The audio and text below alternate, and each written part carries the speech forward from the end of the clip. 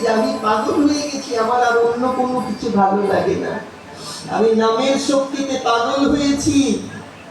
তিনি বললেন তোমার পঞ্চম পুরুষার্থ হয়েছে। কে বললেন?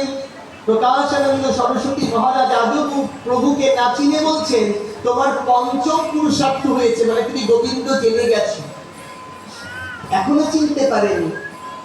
আরো পরে কি বললেন? আমি গুরুবাক্য বিশ্বাস করি আর সর্বদা কৃষ্ণ নাম গাই। আমি গুরুবাক্য বিশ্বাস করে সর্বদা কৃষ্ণ নাম গাইছি, আমার অন্য কোনো কিছুতে আর কোনো বিশ্বাস নাই। আমার গুরু বলেছে নামই কেবলম, তাই আমি নাম করছি। পরের কথাটাই বললেন কৃষ্ণ নামে যে আনন্দ সিন্ধুর আস্বাদন করা যায়, কৃষ্ণ নামে যে আনন্দ সিন্ধুর আস্বাদন করা যায়, ব্রহ্মানন্দ তাহার কাছে একটা জোনাকি পোকার আলো মাত্র। প্রভু স্বীকৃতি দিচ্ছেন আমরা নাম করলে যে আনন্দ পাই, ব্রহ্মানন্দ তাহার কাছে একটা জোনাকি পোকার আলো মাত্র। এই জন্য অনুরোধ করব, দয়া করে কেউ কাউকে দেখে হিংসা নিন্দা করবেন না। কেউ তিলক নিয়েছে, কেউ নেয়নি, কেউ মালা পড়েছে, কেউ পড়েনি, এটা ভেবে আপনার আমার বিচার করার কিছু নেই। আপনি আগে নিজের বিচার করুন তো, আপনাকে পেয়ে আপনার স্ত্রী সুখী তো? আপনার স্ত্রী আপনাকে পেয়ে সুখী তো? স্ত্রীরা বিচার করুন, আমাকে পেয়ে আমার স্বামী সুখী তো?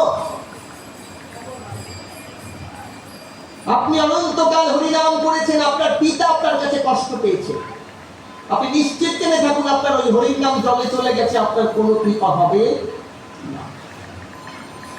আপনি অনন্তকাল কৃষ্ণ নাম করেছেন, কিন্তু আপনার স্ত্রী আপনাকে চরিত্রহীন হিসাবে আখ্যায়িত করে দিয়েছে, আপনার এই হরিনাম কোনো দিন কাজে লাগবে না। আপনি সারা জীবন তিলক মালা পড়ে আছেন, কিন্তু আপনার স্ত্রী আপনাকে আপনার তার মনের কথাটা কোনো দিন বলতে পারেনি আপনার ভয়ে। আপনি উগ্রভাবে তার সঙ্গে আচরণ করছেন, আপনি হরিনামের কোনো কিছুই করতে পারেননি। আমাদের 6টা রিপুকে দমন করবার জন্য ধর্ম পালন করা, তার মধ্যে প্রথম হচ্ছে ক্রোধ। আপনি ক্রোধী, আপনাকে গোবিন্দ কৃপা করবে না। আপনি কামক, আপনাকে গোবিন্দ কৃপা করবে না। আপনি লোভী, পরস্ত্রী কাতর, আপনাকে গোবিন্দ কৃপা করবে না। আপনাকে গোবিন্দ কৃপা যদি পেতেই হয়, তবে একজন বৈষ্ণবের চরণ ধরে বৈষ্ণবের বাজারে গিয়ে নিজেকে বিক্রি করে দিয়ে তবেই আপনার হরিনাম করতে হবে।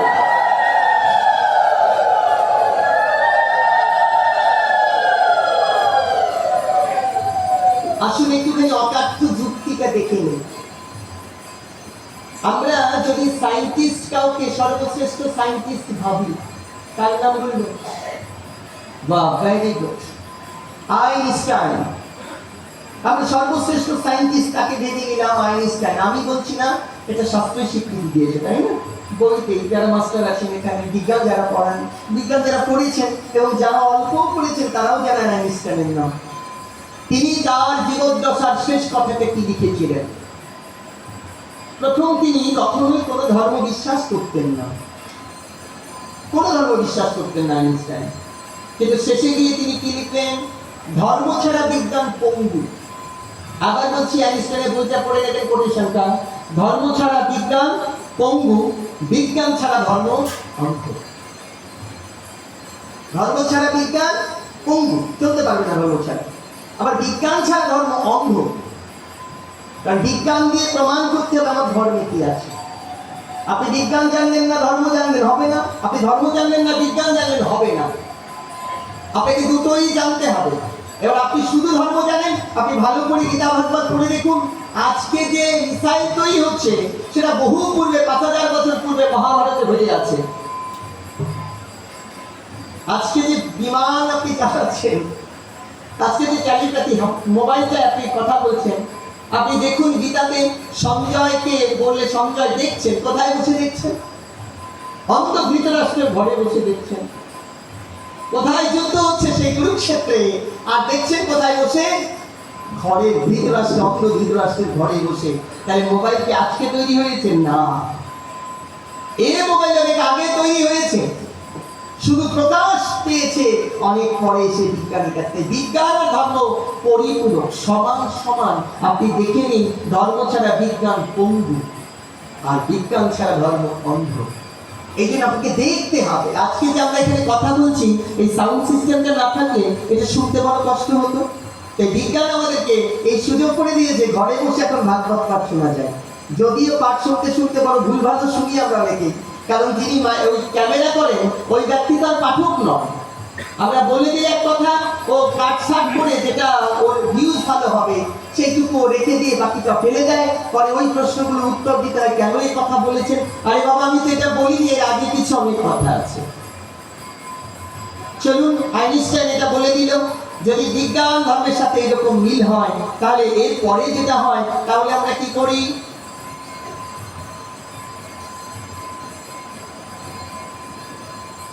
কসমিক ইন্টেলিজেন্সি, কসমিক ইন্টেলিজেন্সি কথাগুলো বলা অত্যন্ত জরুরি। আমি একটা উপাখ্যান বলে দিয়ে চলে যেতে পারতাম, কেন বলছি না জানেন? কারণ আপনারা যারা ধর্মে বিশ্বাস করেন তারাও যেমন এখানে আসেন, যিনি ধর্মে দোদল্যমান, বিশ্বাস আছে নেই আছে নেই, তারাও দু চারজন এখানে আসতেই পারে। তারা ভেবে নিতে পারে, দেখি না ভাগবতে কি বলে, বিজ্ঞানে আমাদের কি আছে, এরকম হয়ে যায়। তাই বিজ্ঞান এবং ভাগবত যে আলাদা নয়, তারই একটা প্রকৃষ্ট প্রমাণ দেওয়ার জন্য অনেক কষ্ট করে এগুলো জোগাড় করা। বিজ্ঞান ভাগবত আলাদা নয়। বিজ্ঞান আপনি জানুন আর ভাগবত আপনি মানুন, দেখবেন দুটো একাকার হয়ে গেছে। বিজ্ঞান জানুন এবং ভাগবতকে মানুন, দেখবেন দুটো একাকার হয়ে গেছে, মিলেমিশে আপন হয়ে গেছে। কারণ ধর্ম থেকেই যে বিজ্ঞানের সৃষ্টি, এই জন্যে ধর্মটা জানলে বিজ্ঞানটা মানাই যায়। রাধে রাধে। কসমিক ইন্টেলিজেন্সি, এটা হচ্ছে মহাজাগতিক বুদ্ধিমত্তা, মহাজাগতিক বুদ্ধিমত্তা। এই কসমিক ইন্টেলিজেন্স, মহাজাগতিক বুদ্ধিমত্তা, যা একদম বেদান্তের ধারণার সঙ্গে মিলে যায়। আসুন, এই মহাজাগতিক বুদ্ধিমত্তাটা কি একটুখানি আপনাদেরকে বলি। পৃথিবীতে সবচেয়ে বেশি দিন বেঁচে থাকে সেই মানুষের জাতিটার নাম কি? যাদের গড়ায়ু সবচেয়ে বেশি? না, জাপানি নয়। আমরা এতদিন জানতাম জাপানিজরা সবচেয়ে বেশি দিন বাঁচে, কিন্তু এটা মিথ্যা প্রমাণিত হয়েছে। হুনজান, HUNZA, জাতিটার নাম হচ্ছে হুনজান।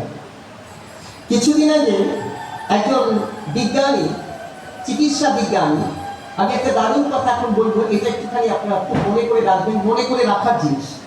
তিনি প্রমাণ করেছেন আমাদের যে ডায়াবেটিসটা হয়, এটা ওষুধ খেয়ে কমছে না, কিন্তু একটা খাদ্যাভ্যাসে কমে যাচ্ছে। যিনি বিজ্ঞানী এটা বের করেছেন তার নাম হচ্ছে অমিতাভ সাহা। কি প্রমাণ করেছেন তিনি? তিনি এখানকার ভারতীয় উপমহাদেশের একজন ডাক্তার, কিন্তু প্র্যাকটিস করেছে লন্ডনে। তিনি বলেছেন সন্ধ্যার আগে যারা ডায়াবেটিসের রোগী বা সুগারের রোগী, তারা যদি সন্ধ্যার আগে খাবার খায়, সন্ধ্যার পরে কিছু খাবে না, অর্থাৎ সূর্য অস্তমিত হওয়ার পর আর কিছু খাওয়া যাবে না, কিছু খায় না, সেই মানুষটার সুগার আপনাকে কমতে শুরু করবে, এবার একটা লেভেলে চলে আসবে। যাদের আছে তারা একটু পরীক্ষা করুন। আমার নেই অবশ্য, আমার বংশের, আমার বাড়ির সবার আছে, প্রভু আমাকে ওই কৃপাটা আপনাদের চরণ আশীর্বাদে করেনি, আমার এখনো হয়নি। আমার এই ভাইটারও আছে, যে ভাইটা মেজো ভাই কিবোর্ড বাজাচ্ছে, ওরও আছে, আমার ছোট ভাইয়ের আছে, আমার ছোট বোনের পর্যন্ত আছে। কিন্তু প্রভু কেন যেন আমাকে সেফ করে দিয়েছে, সেই হাসি। এখন খাবারটা কখন খেতে হবে? সন্ধ্যার আগে। কে শিখিয়ে দিল? আজকে বিজ্ঞান বলছে যেটা, ভারতীয় দর্শন সেটা বলছে, ঋষি পুরুষরা সেটা বলছে, বহু বহু হাজার বছর পূর্বে তারা বলে দিয়েছেন সন্ধ্যার পরে কোনো মানুষ খাবার গ্রহণ করে না। সন্ধ্যার পরে খাবার খাবে হচ্ছে বাদুড়, যা সারাদিন ঘুমাবে, মানুষ খাবার খাবে না। কিন্তু আমাদের প্রচলিত নিয়ম হয়েছে রাত 10টা 11টা থেকে খাবার খেতে পারবো না। যদি আপনি সুস্থ না থাকেন তাহলে লাফাতে পারবেন তো? আপনি যদি সুস্থ না থাকেন তো জোরে করে হরি বল বলতে পারবেন তো? আপনি যদি সুস্থ না থাকেন তো আপনি কি বৈষ্ণব সেবায় যেতে পারবেন তো? তাই আগে হচ্ছে বৈষ্ণব সেবায় যেতে সুস্থ হওয়া দরকার। বিজ্ঞান এটাও প্রমাণ করল যে আজকে যা বিজ্ঞান বলছে তা আমার ভারতীয় দর্শন, ঋষি পুরুষরা বলেছে বহু বছর পূর্বে। আসুন বিজ্ঞানের একটা দারুণ প্রমাণ দিই আপনাদেরকে। একাদশী অনেকে করেন, অনেকে বলেন কি জানেন, যে ছোট বাচ্চাদেরকে করতে দেওয়া যেমন আছে না এরকম প্রবণতা। কি গো মায়েরা, হ্যাঁ একাদশী করবে না, মাত্র অল্প বয়স, 6 বছর 8 বছর, আরে 8 বছর 6 বছর থেকে একাদশী শুরু করেন বাচ্চাকে। কেন করবেন একাদশী, কি কারণে? আসুন প্রমাণটা দিই।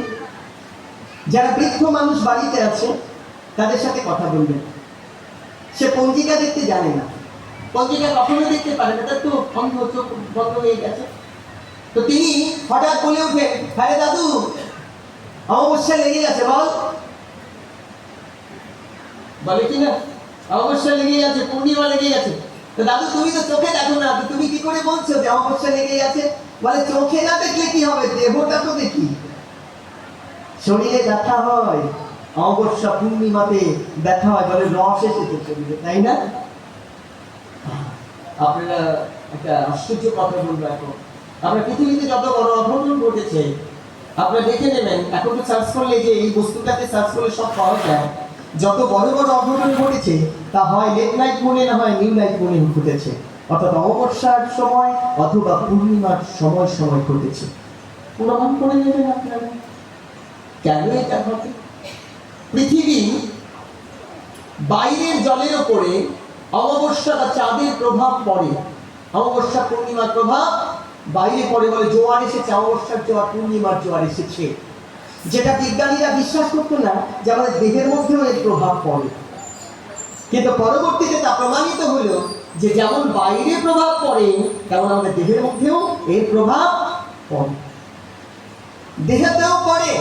যারা শিক্ষা গুরু পেয়েছেন তারা জেনে নেবেন যে দেহে কি করে এর প্রভাব পড়ে। কেন ঋষিরা বলে দিলেন একাদশী করতে হবে, কেন? প্রমাণ হচ্ছে যেমন বাইরে জোয়ার আসে তেমন দেহতেও জোয়ার আসে। সেই জোয়ারটাকে থামাবার জন্য অমাবস্যা বা পূর্ণিমার 3 থেকে 4 দিন আগে আমাদের একাদশী করতে হয়। তাহলে নিজেকে সংবরণ করা যায় আর ওই বিপদ থেকে নিজেকে উদ্ধার করা যায়। তাহলে সায়েন্স কত পরে সেটা করলো? কিছুদিন আগে জাপানিজ একজন সায়েন্টিস্ট, চিকিৎসা বিজ্ঞানী, তিনি এই অমাবস্যা পূর্ণিমা একাদশীকে প্রাধান্য দিয়ে যে খাদ্যাভ্যাস খাদ্যচক্র লিখলেন এবং এর প্রভাব লিখলেন, তাতে তিনি নোবেলিস্ট হয়ে গেলেন, নোবেল পুরস্কার পেয়ে গেলেন। অথচ আমরা ভারতবর্ষের মানুষরা এত দুর্ভাগা যে একাদশী কবে এটাও ফোন করে জিজ্ঞেস করে, বাবা একাদশী কবে? আমরা একাদশী মাত্র কয়টা হয়? 24-25টা। এটাও আমরা বাড়িতে একটু দাঁত কেটে রাখতে পারি না, কবে কবে একাদশী হয়। এমন তো অনেক দেখেছি একাদশীর দিনও মাছ মাংস খাওয়া, এটাও দেখেছি। না আমাদের জন্য নয় বাবা, ধর্মের জন্য নয়, আপনি ভালো থাকার জন্য করুন, আগে আগে ভালো থাকুন, তারপর ধর্ম করবেন। আপনি আমার জন্য করবেন, আমার কথা শুনে ভয় পেয়ে করার দরকার নেই। প্রায়শই বলি ভয় পেয়ে ধর্ম করো না, পারলে ভালোবেসে ধর্ম করো। ভয় পেয়ে ধর্ম করবে কেন? যিনি ধর্ম করেন না, নাস্তিক, তিনিও বেঁচে আছে, তিনিও ভালো আছে। ভয় পেয়ে নয়, ধর্ম করো ভালো থাকার জন্য, ধর্ম করো ফিরে যাওয়ার জন্য, রাস্তাটা পরিষ্কার করবার জন্য ধর্ম করো, ভালো থাকার জন্য ধর্ম করো। ভালো থাকবে কেমন করে? আচ্ছা আসুন এইটা একটুখানি ভালো করে জানি। আচ্ছা বাবা, আপনি যদি সারা জীবন মিথ্যে না বলেন, তাহলে জীবন আপনি মিথ্যে বলেননি, কেউ প্রমাণ দিতে পারছেন আপনি মিথ্যে বলেছেন, আপনার নাম কি হবে? সত্য? সারা জীবন আমি চুরি করেছি, আমার নাম কি সত্যবাদী হবে? তাহলে যেমন কর্ম প্রমাণিত তো, যেমন কর্ম তেমন ফল। এই জন্য খুব প্রমাণ দিয়ে ধর্ম করা উচিত। আচ্ছা যদি কেউ সারা জীবন হরিনাম করেছে, তার হাতের অভাব হয়েছে দেখেছেন তো? হ্যাঁ, কিচ্ছু করেনি, শুধু হরিনাম করেছে সারা জীবন, কিচ্ছু করেনি, কোনোদিন একটা কাজ করেনি হাত দিয়ে, তার কি হাতের অভাব হয়েছে দেখেছেন কোথাও? আচ্ছা মায়েরা মিথ্যে করে হাত তুলো না। ধরো আমি আগামীকালকে তোমাদের কারো এক বাড়িতে খেতে চাই, আমাকে খাওয়াবে তোমরা? আর আমি বললাম যে মারে আমি কালকে খাবো তোমার বাড়ি, খাওয়াবে না, এরকম একজন হাত তুললো দেখি কেন?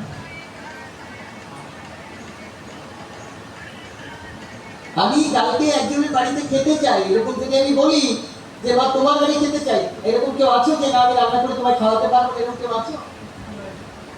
আছে? আমি সাধু না, আমি যদি খেতে চাই, আমাকে যদি সবাই খাওয়াতে চায়, যেই মানুষটা ছোটবেলা থেকে হরিনামে নিজেকে অর্পণ করে দিয়েছে, নিজেকে সমর্পণ করেছে হরিনামে, তাকে খাওয়াবে না এমন মানুষকে পৃথিবীতে আছে? তার খাবারের দায়িত্ব ভগবান নিয়ে রাখেন, তার খাবার জন্য চিন্তা করতে হয় না। এই জন্যই হরিদাসকে আমার প্রভু বলেছিলেন তোমার চিন্তা করতে হবে না হরিদাস, তুমি কোথায় থাকবে তার ব্যবস্থাও যেমন আমি করব, তুমি কি খাবে তার ব্যবস্থাও আমি করব। এই জন্য হরিদাসকে বলেছিলেন তোমার চিন্তা করার দরকার নেই।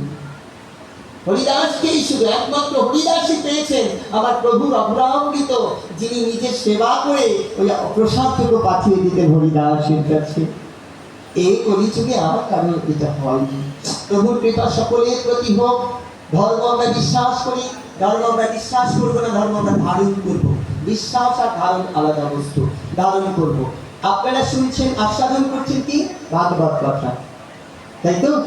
আচ্ছা, ভাগবত কথা যিনি আস্বাদন করছেন, যার মুখ থেকে আস্বাদন করার কথা, আমি আগে ক্ষমা চেয়ে নিচ্ছি, সেই মুখ কিন্তু আমার নয়, একেবারে ক্ষমা চেয়ে নিচ্ছি। হরিভক্তি বিলাস গ্রন্থে পরিষ্কার উল্লেখ আছে, আপনি যদি ভাগবত কথা বলতে চান তাহলে 4 বেদ সম্পর্কে আপনার অত্যন্ত সুদৃঢ় জ্ঞান থাকতে হবে। 4 বেদ সম্পর্কে, পুরাণ সম্পর্কে আপনার খুব ভালো জ্ঞান থাকতে হবে। শুধু কি তাই? এটাই নয়, আপনাকে ভাগবত বিশ্লেষণ করার বিশেষ জ্ঞান থাকতে হবে। আপনি শ্লোকটাকে বললেন, তাকে বিশেষভাবে জ্ঞানযুক্ত হতে হবে, যেন আপনি ভাগবতের প্রত্যেকটি শ্লোককে ভালো করে ভক্তদের মধ্যে বুঝিয়ে দিতে পারেন। কেন আজকের এই অনুষ্ঠানে ভাগবত কথা? ভাগবত কথা তো হরিনামের সময় হওয়ার কথা, তাহলে আজকে ভাগবত কথা কেন এই অনুষ্ঠানে? গত বছর এখানে পাঠ হয়েছিল, তারপরে হয়েছিল লীলা কীর্তন। এবছর নেই বোধ না? এবছর কি আছে লীলা কীর্তন? নেই এবছর না? রাধে রাধে। আমাদের সময়সীমা হচ্ছে বেলা 2:30 পর্যন্ত, আর 1 ঘন্টা সময় আছে মাত্র আমাদের হাতে। প্রভুর কৃপা সকলের প্রতি হোক। ন তথা মে প্রিয়তম আত্মযোনি, শ্লোকটা খুব ভালো করে আস্বাদন করুন। ন তথা মে প্রিয়তম আত্মযোনি, ন শঙ্কর ন চ শঙ্কর্ষণ ন শ্রী নৈবত্তা চ যথা ভয়ান। শ্লোকটা কে কাকে বলছেন? শ্লোকটা উদ্ধবকে উদ্দেশ্য করে ভগবান কৃষ্ণ বলছেন। কি বললেন? শোনো উদ্ধব, তুমি আমার যত প্রিয়। কাকে বলছেন? উদ্ধবকে। তুমি আমার যত প্রিয়, আমার কাছে ইন্দ্রদেব অত প্রিয় নয়। তুমি আমার কাছে যত প্রিয়, আমার কাছে দেবাদিদেব মহেশ্বর অত প্রিয় নয়।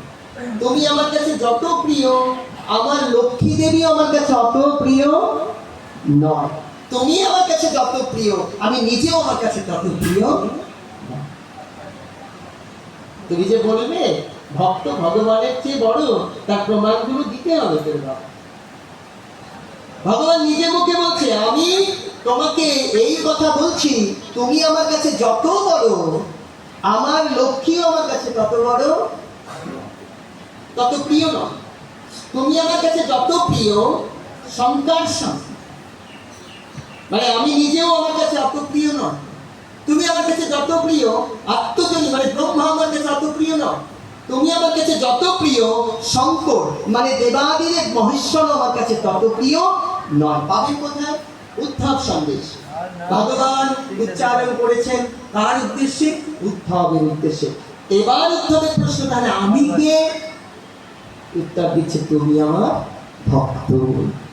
আমার কাছে আমার ভক্ত যত প্রিয়, আমার কাছে অত প্রিয় আর পৃথিবীতে কিচ্ছু নেই। এর পরের কথাটা কি হলো? এই যে আমরা ভাগবত আস্বাদন করছি, শুনুন না, যখনই ভাগবত দর্শন করবেন তৎক্ষণাৎ উলুধ্বনি করতে হয়। তৎক্ষণাৎ কিন্তু মনে মনে তাকে প্রণাম করতে হয়। কেন করতে হয়? এই যে কেউ কেউ বলে দেয়, আরে ভাগবত আসলে এসছে, উলুধ্বনি করো। কেন করতে হয়? কোথায়, কোন বইতে আছে? সারা জীবন ভাগবত আস্বাদন করলাম, কোন বইতে আছে যে উলুধ্বনি করতে হবে ভাগবত দেখলে? আসুন আজকে জেনে যাই কোন বইতে আছে। কৃষ্ণ তুল্য ভাগবত বিভু সর্বাশ্রয়। কৃষ্ণ তুল্য ভাগবত, ভাগবত কি তুল্য? কৃষ্ণ তুল্য। এই ভগবান যদি এখানে এসে দাঁড়ায় তাহলে আমরা কি করবো? কেউ কেউ হরিবল বলে প্রণাম করব, কেউ কেউ উলুধ্বনি করে তাকে প্রণাম করব। তাই ভাগবত হচ্ছে কৃষ্ণ তুল্য ভাগবত বিভু সর্বাশ্রয়। প্রতি শ্লোকে প্রতি অক্ষরে নানা অর্থ করে। কোথায় পাবেন? চৈতন্য চরিতামৃতের 24:3-12 লিখে নিয়ে যান। চৈতন্য চরিতামৃত 24:3-12। ভগবানের সঙ্গে ভাগবতের কোনো পার্থক্য নেই। আমি বলছি না, চৈতন্য চরিতামৃত বলেছে সরাসরি। চলুন এরপরে কি বললো? ভাগবত তুলসী গঙ্গা ভক্ত জনে। কয়টা হলো?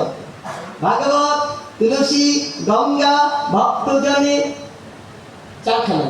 ভাগবত তুলসী গঙ্গা ভক্ত জনে চতুর্থা বিগ্রহ কৃষ্ণ। এই চার স্বামী, এই চারটি কৃষ্ণ সম বিগ্রহ। একে ভাগবত তুলসী গঙ্গা আর হচ্ছে ভক্তজন। এই চারটাই গোবিন্দ সম। তাই এই চারজনকে দেখা মাত্র, বৈষ্ণব দেখা মাত্রই প্রণাম করতে হয়। দেখা মাত্র প্রণাম, দেখা মাত্র তাকে আলিঙ্গন, দেখা মাত্র তার চরণে পড়ে গিয়ে করুণা ভিক্ষা করা। বৈষ্ণবের কাছে কি চাইতেন? বৈষ্ণব আমার ছেলে ভালো করে দাও, আমার ছেলে অসুখ হয়েছে। বৈষ্ণবের কাছে কি চাইতে আমি জানি, একটু পরে শ্লোকে সেটা পাবে না। বৈষ্ণবের কাছে কি চাইবে? বৈষ্ণবের কাছে কৃষ্ণ প্রেম ভিক্ষা ছাড়া আর কিছু চাইবে না। বৈষ্ণবের চরণে কৃষ্ণ প্রেম ভিক্ষা চাইতে হবে, অন্য কিছু জানা যাবে না। কিছু দরকারই নেই তো জীবনে। কি দরকার আছে জীবনে? আছে কিছু? বৈষ্ণব যদি কৃপা করে দেয় তাহলে মহাপাতকীয় সমস্ত পাপ মুক্ত হয়ে গোবিন্দ চরণে আশ্রিত হয়ে যায়। বৈষ্ণবের কাছে বেশি কিছু চাইবার নেই। দুই স্থানে ভাগবত নাম শুনি মাত্র, গ্রন্থ ভাগবতার কৃষ্ণ কৃপা পাত্র। দুটো স্থানে ভাগবত শোনা, এক হচ্ছে গ্রন্থ ভাগবত, আর যিনি শোনাবেন তিনি কৃষ্ণ কৃপা পাত্র। এই জন্য কিন্তু আমার নামে পাঠক লিখা যাবে না, ওই পা কেটে দিতে হবে, শুধু ঠক লিখতে হবে। আমি কৃষ্ণ কৃপা পাত্র, আমি শুধু গুরুজন আশ্রিত হয়েছি মাত্র। কৃষ্ণ কৃপা পাত্র অনেক দূরের কথা, অনেক বড় ব্যাপার। ভগবান কৃষ্ণ করুণা দান করুন, করুণা দান করুন আমাদের সকলকে। আচ্ছা, বলছিলাম যে আমাদের কৃষ্ণ কৃপা পেতে হলে বৈষ্ণব চরণে আশ্রিত হতে হবে। বৈষ্ণবকে আপনারা যারা বসে আছেন সকলেই বৈষ্ণব, কিন্তু বৈষ্ণব কি করেন? প্রকাশানন্দ সরস্বতী মহারাজের কথা বলছিলাম আপনাদের কাছে। তিনি পরবর্তী সময় যখন মহাপ্রভুর কাছ থেকে কৃপা পেলেন তখন তিনি কি লিখলেন? এতদিন তিনি বললেন ওগুলো এখানে বিকায় না, এখন তিনি উল্টো কি লিখছেন? তিনি লিখলেন সংসার দুঃখ জলদ প্রতীত। যে মানুষটাই বললেন যেগুলো বিকাবে না, তিনি আবার উল্টো লিখছেন সংসার দুঃখ জলদ প্রতীত কাম প্রধাগ্নি মতদাই কেবলি কুতস্য দূরবাসনা নিগরিতস্য নিরাশ্রয়স্য চৈতন্য চন্দায় মম দেহ পদাবলম্বন। দারুণ বলে দিলেন যে সংসার দুঃখের জলরাশি, এই সংসার থেকে মুক্তির পথ এমনি হবে না। তাই কাম ক্রোধ লোভ মদ মোহ মাৎসর্য সমস্ত কিছু নির্মমতে করো আর নিজেকে গৌর হরির চরণে অর্পণ করে দাও, তবেই তোমার কৃপা লাভ হবে। ভগবান করুণা দান করুন সকলকে, কৃষ্ণ কৃপা হোক। এই যে বৈষ্ণবগণ, এই বৈষ্ণবগণের আজকে যে অনুষ্ঠান সেটা হচ্ছে বৈষ্ণব কৃপার অনুষ্ঠান। বৈষ্ণব কৃপা পেলে আমাদের যে বাবা এই অনুষ্ঠান আরম্ভ করেছেন, আজকে গত বছর এসছি, এবছর এলাম, উনি আমার ভাই হন সম্পর্কে। ভাই কেন বললাম জানেন? কারণ ওনার স্ত্রী, ওনার যিনি সহধর্মিনী, সে আমার সম্পর্কে বোন, মানে আমার মেজ ভাইয়ের। অবশ্যই সম্পর্কের কারণে আমাকে এবার আনছে, সম্পর্ক না থাকলে মনে হয় এবার নিয়ে আসছে না, আর নতুন নতুন দরকার আসতো সম্পর্ক। সম্পর্কে আমার বিহারি মশাই হই, বড় দাদা হই, আমার মেজ ভাইয়ের ভাইরা ভাই হয়নি, মানে ওনার ভাই সহধর্মিনী আর আমার মেজ ভাইয়ের সহধর্মিনী দুজন একই সাথে পড়তেন, সেই জন্য আমাকে দেখে উনি দাদা বলে ফেলেছেন। দাদাকে না আনলে যদি দাদা ফোন করে বলে, কিরে বোন এবার তো আমাকে নিলি আর এবার তো আরেকজনকে নিয়ে নিলি, সেই জন্য আমাকে এবার নিয়ে এসছে। বেঁচে থাকো বোন, বছর বছর যেন তুমি এরকম করে বলবো তোমার সব ধর্মকে, তোমার স্বামী যেমন আমার দাদাকেই আনতে হবে। প্রেম সে বলো রাধা রানী কি, রাধা মাধব কি, রাধে রাধে।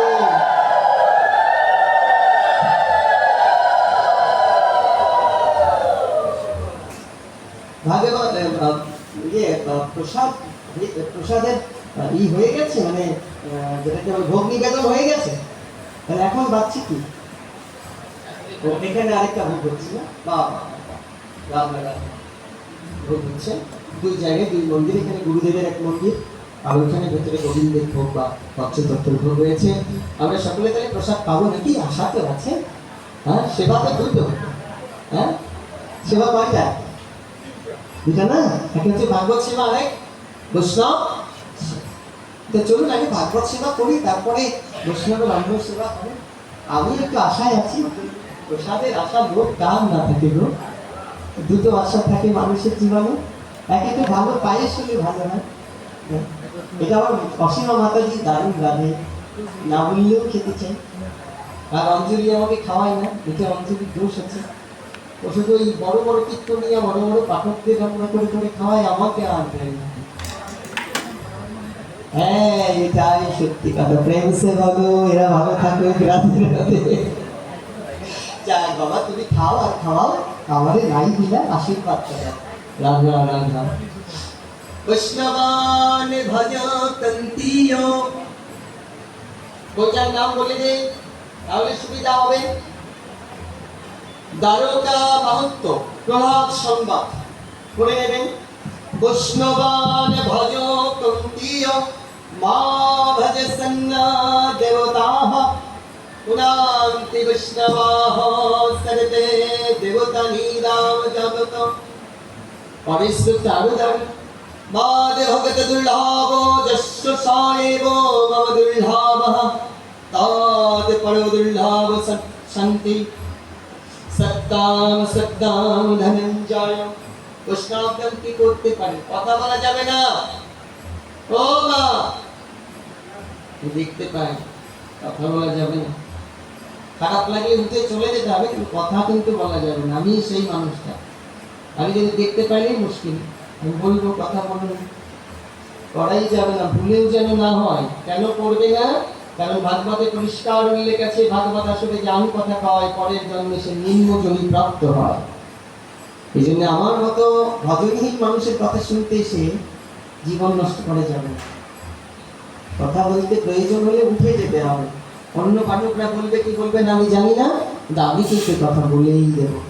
আমার ভুল বাক্য তুমি বলে দেবে, এগুলি শাস্ত্রে যা আছে তা বলবই, সেটা যদি কেউ কষ্ট পায় আমি কিছু করার নেই, বলবোই ভুল কথা, কারণ আমাকে আনাই হয়েছে শাস্ত্রের কথাটা বলবার জন্য। হ্যাঁ, তাহলে কি বললেন, বৈষ্ণবগণ আপন মাহাত্ম্য গুণে, বৈষ্ণবগণ আপন মাহাত্ম্য গুণে জগতের নয় শুধু দেবতাদেরও কল্যাণ করে থাকে। বৈষ্ণব কত বড়, আর আপনি কোনোদিন কৃপা পাবেন না, কোনোদিন ক্ষমা পাবেন না যদি কোনোদিন ভুল ক্রমেও কোনো বৈষ্ণবের নিন্দা করে থাকেন। সাবধান থাকতে হবে, কোনোদিন পাবেন না, কোনো কৃপা পাওয়ার কোনো সম্ভাবনা নেই যদি বৈষ্ণবগণের নিন্দা আপনি কখনো করে থাকেন। কে কি করে এটা বোঝা যায় না। মাংস বিক্রেতা সদনা মাংস বিক্রি করতেন, সেই সদনার জন্যে আমাদের কলির যিনি ভগবান, কলির ভগবানকে জগন্নাথ দেব কলির ভগবান, চৈতন্য মহাপ্রভু অবতার, অবতার ভগবান, অবতরী নয় শুধু অবতার, তিনি নিজে পার করে নিয়ে যাবেন। কলির ভগবানকে তো জগন্নাথের মনে রাখতে হবে, যে এরকম মানে আমরা একেবারে এক একটা জায়গায় গিয়ে ভুল করে ফেলছি। কিন্তু কলির অবতার, দাপরের অবতার কে? কৃষ্ণ। দাপরের ভগবান কৃষ্ণ, অবতারে কৃষ্ণ, কলির অবতার চৈতন্য মহাপ্রভু। ভগবান কিন্তু কলির ভগবান জগন্নাথ দেব, সেই জগন্নাথ দেব দাঁড়িয়েছিলেন হাত বাড়িয়ে, সাধনা তুমি আমার বুকে এসো, তোমার সেবা পেতে চাই। ভগবানকে যদি আমরা ভাগ করি কয়টা গুণে ভগবান? সর্বগুণ। আমরা আপনাকে কতগুণ বলছিলাম? শুধু কি ভগবান তিনি? যাকে যদি আপনি দিন সুযোগ পায় সেদিন আলোচনা করবো। আজকের আলোচনা ওটা করতে গেলে ঘন্টা তিন চলে যাবে। মহাপ্রভুর কিন্তু অনন্ত গুণ, কোন যুগে যা পায়নি ভক্তরা, কখনো কোন যুগে যা পায়নি, এই যুগে ভগবান তাই তাদেরকে দিয়েছেন। সেজন্য শুধু সরল ঐশ্বর্য দিয়ে মহাপ্রভুকে বিচার করা যাবে না। তিনি এই জন্য বলেছেন কোন নাস্তেব নাস্তেব নাস্তেব গতি জন্মতা। তিনবার বলেছেন কেন? এর উত্তর হচ্ছে এই, আমি পূর্ব 3 যুগে যা দান করিনি, আমি কলিতে ভক্তের জন্য তার চেয়ে অনেক বেশি কিছু দান করে দেবো। শুধু হরিনাম যারা করবে, যারা গৌর বলে রাখবে, তাদের মুক্ত করবে। শুধু ভগবান। রাধেশ্যাম সেই সাধনা মাংস কেটে বিক্রি করতেন বাজারে। তার জন্যে আমার জগৎ, আমার কলি ভগবান, আমার জগন্নাথ প্রভু তিনি নিজে বলেছিলেন শিকিরকে নিয়ে এসে পালকি নিয়ে যাও। বিক্রি করতেন কি? মাংস। করলেন কি? শুধু নাম, হাই জগন্নাথ, হাই জগন্নাথ, হাই জগন্নাথ। আমরা একটা আঙুল কেটে গেলে জগন্নাথ বলতে পারবো না, আর দুটো হাত কেটে নিয়ে গেছে। রাজা দুটো হাত কেটে ফেলেছে, বলছে তাড়াতাড়ি কাটো। ও রাজা, বিচার যা করবা তাড়াতাড়ি করো, তুমি আবার হাত কাটবে তো, তাড়াতাড়ি কেটে ফেলো। কেন? বলে আমার জগন্নাথজি আমার অপেক্ষায় আছে, ওর হাত দুটো কেটে নিয়ে যাও, আমার জগন্নাথজি অপেক্ষা করছি। তবে একটা কথা তোমাদের বলি, শুনো, আমি যে হাত দিয়ে আমি এই শিলাটাকে, নারায়ণ শালগ্রাম শিলাটাকে নিয়ে এসছে ধরে, তোমরা সেই শিলাটাকে আমার এই উত্তরীয় দিয়ে বেঁধে আমার গলার সাথে বেঁধে যাও, আমি ওটা তো ধরে নিয়ে যেতে পারবো না, আমার হাত দুটো দিয়ে কেটে ফেলছ। রাজা হুকুম দিলেন হাত দুটো কেটে ফেলো। দুটো হাত কেটে ফেলা হলো। তিনি ছুটছেন আর বলছেন হাই জগন্নাথ, হাই জগন্নাথ। আর যাকে পাচ্ছে তাকে বলছে বলো না জগন্নাথ আর কত দূর। সবাই তাকে রাস্তা থেকে মাটিতে নিচে নামিয়ে দিল। তুমি রাস্তা দিয়ে যেতে পারবে না, কেন? তোমার হাত দিয়ে রক্ত পড়ছে। ওই রক্ত যদি আমাদের গায়ে লাগে আমরা জগন্নাথের সেবা দিতে পারবো না। ওই জগন্নাথের গায়ে সেবা দিতে হলে রক্ত তো গায়ে লাগানো যাবে না।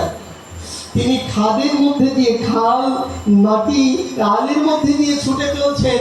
বুকে হচ্ছে নারায়ণ শিলা, শালগ্রাম শিলা। তিনি বলছেন হাই জগন্নাথ আর কত দূর। আর একটি বার জগন্নাথ তোমাকে দর্শন করার পর তুমি সাতটার প্রাণটা নিয়ে নাও। জগন্নাথের দিকে ছুটে চলেছেন সাতনা। তিনি মাংস বিক্রি করতেন, এই জন্য কে ভক্ত বোঝা যাবে না রে মা। কে নিরামিষ খেলে ভক্ত হলো, কে আমিষ খেলে হলো না, ভাবা যাবে না। যিনি গৌর বলে কাঁদতে পারেন, যিনি বৈষ্ণবের চরণ জড়িয়ে ধরতে পারেন, যিনি হা গৌর বলে কৃষ্ণ বলে কাঁদতে পারেন, ভক্ত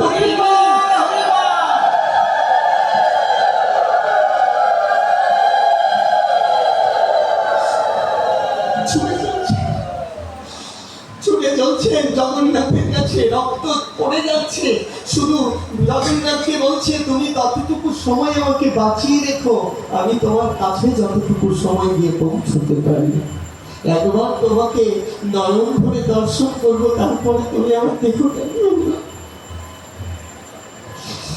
একবার যদি তোমাকে নয়নে দেখতে পারি, নয়নের জলে তোমার চরণে যদি দুফোঁটা ফেলতে পারি, তারপরে তুমি আমাকে নিয়ে যাও, আর জগতে কিছু আমার চাইবার নেই। কত প্রেম ভাবা যায়। ওইদিকে জগন্নাথকে যিনি স্নান করাতে গিয়েছিলেন, স্নান করিয়ে সেবা দেবেন, এমন সময় যখন সেবা দেওয়া হয় আপনারা জেনে রাখবেন, জগন্নাথকে সেবা দিলে হাতের মধ্যে জল নিয়ে তারপরে তর্পণ করতে হয়। ওই হাতের মধ্যে যখন দেখতে পাবে জগন্নাথ সেবা চেয়েছে, তখন সেবা নিবেদন করতে হবে, তার আগে করা যাবে না। তাই তিনি প্রধান পুরোহিত জল নিয়ে দাঁড়িয়ে আছেন। এখন দেখছেন জগন্নাথ নাথকে সেবা চাই না, জগন্নাথ ছবিটা এসে দু চোখ দিয়ে ঝরঝর করে জল পড়ছে, কাঁদছে। যিনি সেবা দেবেন তিনি হাতে জল নিয়ে কাঁদছেন, প্রভু কাঁদছো কেন? অপরাধ করেছি প্রভু, কত অন্যায় করেছি আমরা, কত বলছে না রে, তোরা কোনো অন্যায় করিসনি, একবার বাইরে গিয়ে দেখ আমার ভক্ত সাধনা আসছে, ও যতক্ষণ আমার কাছে না আসবে ততক্ষণ আমি সেবা দিতে পারি না। একবার গিয়ে দেখ, দুটো হাত কাটা, তিনি ছুটছে জগন্নাথ জগন্নাথ বলে, একবার এগিয়ে চল, গিয়ে দেখ। ছুটে চললেন পালকি নিয়ে। কে আছো সাধনা, পালকিতে ওঠো, সবাই দৌড়েছে, পালকিতে উঠছে। শুধু দূরে সাধনা দাঁড়িয়ে আছেন, তার হাত দুটো কাটা। তিনি ভাবছেন আমাকে কে নিতে আসবে, আমাকে তো নিতে আসে কেউ নেই জগতে। আমি সংসার ছেড়েছি হরিনাম করব বলে, আমি সব বিসর্জন দিয়েছি প্রভু তোমার চরণ দর্শন করব বলে। আমাকে নেবার মতো জগতে কে আছে, কে আমায় নিয়ে যাবে তোমার কাছে? পালকি ফেলে পালিয়ে এলেন যারা আনতে গেলেন, এসে প্রভুকে বলছেন আমরা তো সাধনাকে পাই না খুঁজে। বলে আরো দূরে যাও, 2 থেকে 3 কিলোমিটার দূরে আমার সাধনা মাটিতে হামাগুড়ি দিয়ে আসছেন, আর হেঁটে আসার ক্ষমতা সাধনার নেই। গায়ে রক্ত পড়তে পড়তে সাধনা ওইভাবে মাটিতে হামাগুড়ি দিয়ে আসছেন, আর বলছেন জগন্নাথ একবার দয়া করো জগন্নাথ, আমি তোমাকে একবার দর্শন করতে চাই। দৌড়ে গিয়ে পান্ডারা যখন দাঁড়ালেন ওই পালকি দাঁড়িয়ে, সাধনা আমার প্রভু তোমাকে নিতে পাঠিয়েছে, একবার তো পালকিতে ওঠো। সাধনার হাত নেই, দুটো হাত জড়ো করে বলছে আপনারা ভুল করছেন, আমাকে নিতে পাঠায়নি, আমাকে নিতে পাঠায়নি। আমি সে না যাকে আপনারা খুঁজছেন। তিনি কোন পূর্ণ বৈষ্ণব হবে, সঙ্গ করেছে, যে সাধুর সঙ্গ করেছে, যে ধুলো মেখেছে গায়ে, এমন বৈষ্ণবকে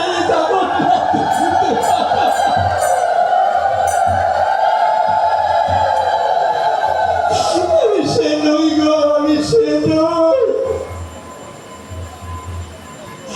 প্রভু বলছেন আমার জগন্নাথকে পালকিতে তুলে তবে নিয়ে আসবে, পালকিতে না তুলে আনবে না জানো।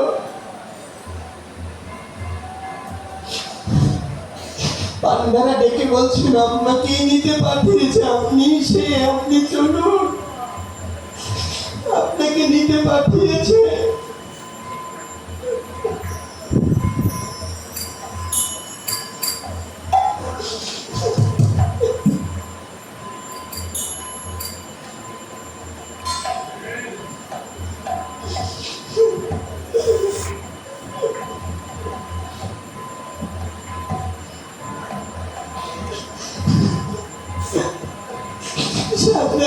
আমি সে না গো, আমি যে ভজনহীন, আমি যে ভক্তিহীন, আমি কেমন করেছি আমার, আমি তো সে নই।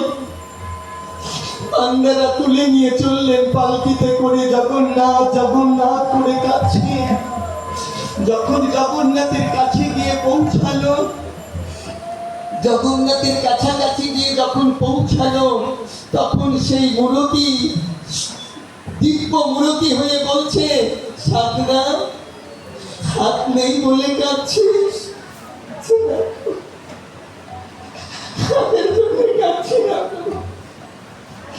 রক্ত পড়ছে ব্যথা লেগে কাঁদছিস না প্রভু, ব্যথার জন্য কাঁদি না, তবে কাঁদছিস কেন? বলছে প্রভু গো, যতদিন হাত ছিল ততদিন তো তোমার চরণ ধরিনি প্রভু,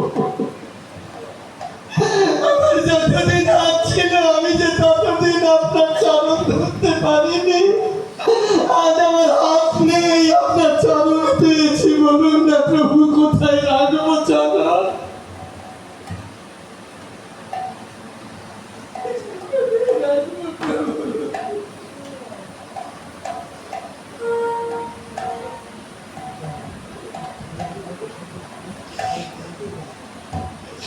প্রভু হাত বাড়িয়ে বলছে ওরে ভক্ত তো আমাকে রাখে না, নিজে ভক্তকে রাখে, আমার বুকে আয়, আমার বুকে আয়। সাধনাকে বাহু প্রসারিত করে ডাকছে, আয় একবার বুকে আয় সাধনা। সাধনা দৌড়ে গিয়ে প্রভুর তোমার চরণে আমায় ভক্ত বলে ঠাঁই দিবে। বলো না প্রভু, জন্ম জন্মান্তরে এমনি করে আমাকে তোমার চরণের দাস করে রাখবে। যেন চাঁদা ছাড়া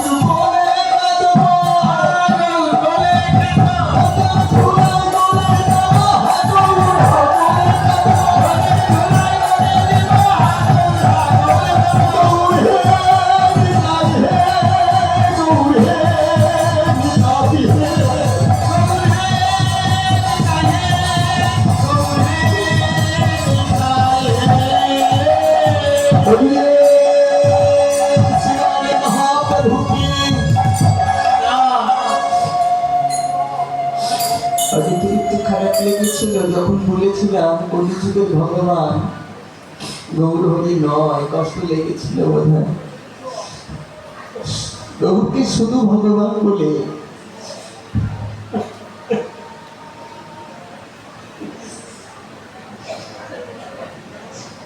শুধু ভগবান বলে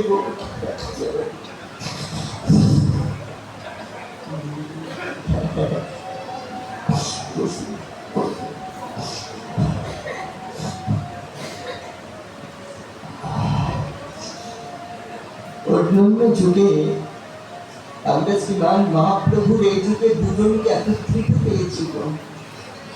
শক্তি আর শক্তিমান একত্রিত হয়ে কলিযুগে এসেছেন। আপনি আরো 3 যুগে দেখবেন কৃষ্ণ আর রাধা আলাদা সত্তা, একই আত্মাকে আলাদা দেহ নিয়ে এসেছেন। রাম সীতা আলাদা হরি আলাদা হয়ে এসেছেন। এতে কলি ধন্য যুগ, ধন্যাতি ধন্য যুগ, যে যুগে আমার মহাপ্রভু দুই সত্তাকে একত্রিত করে দেবতত্ত্ব সীমাকে অতিক্রম করে জানিয়ে দিলেন, ওরে বৈষ্ণবের চরণ ছাড়া জগতে কোনো গতি নাই। হরিনাম করো, বৈষ্ণবের চরণ হরিনাম।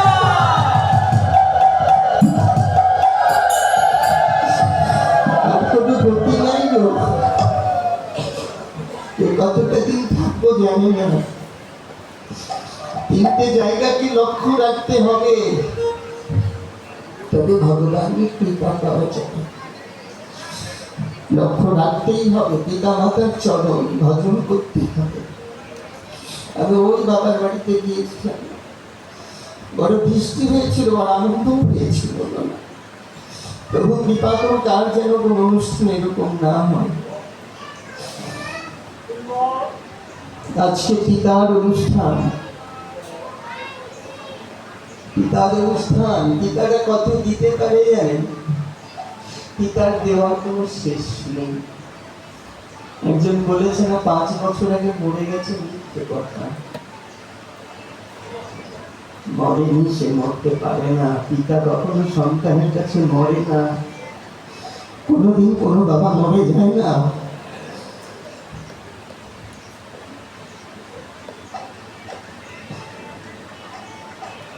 ওই বাচ্চাটাকে নাম দিয়ে বলুন, বাবার নামও শোনা। নকুলদাকে আমি বড় ভালোবাসি, কেন জানেন? আমি মরে যাব যখন আমার গায়ের চামড়া ছিঁড়ে 2 জোড়া জুতা বানাইয়া দিস। কত ভালোবাসতে বাবা মাকে আমার জ্ঞান লিখে দেয়। এক জোড়া দিস মায়ের পায়ে,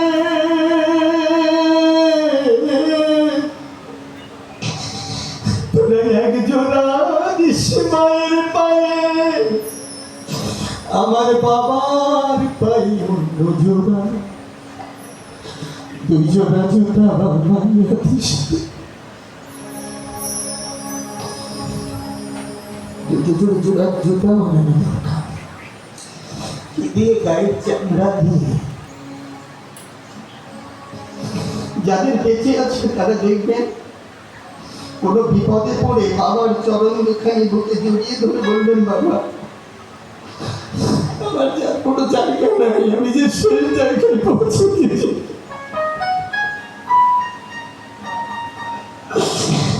বাবা অপেক্ষা করবে না, বুকে জড়িয়ে ধরে বলবে, আমি আছি না, ভাই কেনে।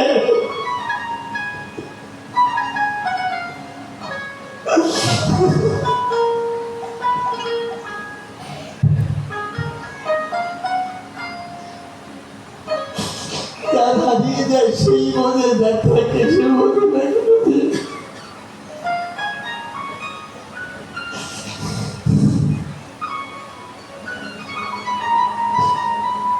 যত বড় বিপদে পড়ো মা যদি বেঁচে থাকে, বাবা যদি বেঁচে থাকে, তোমরা দুর্গা কালী সরস্বতীকে পুজো দেওয়ার আগে না একবার ওই মায়ের কাছে গিয়ে হাত জোড় করে দেয়, মা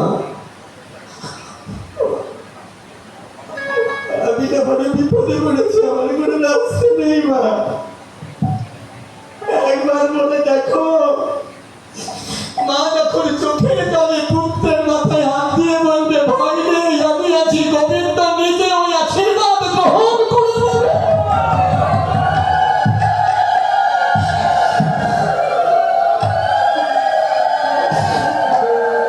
আশীর্বাদটা গোবিন্দ গ্রহণ করে নেবে। পৃথিবীর কোনো কষ্ট আর তোমার কাছে থাকবে না।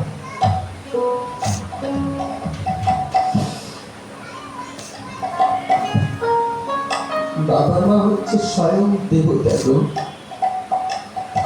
স্বয়ং শিব আর পার্বতী।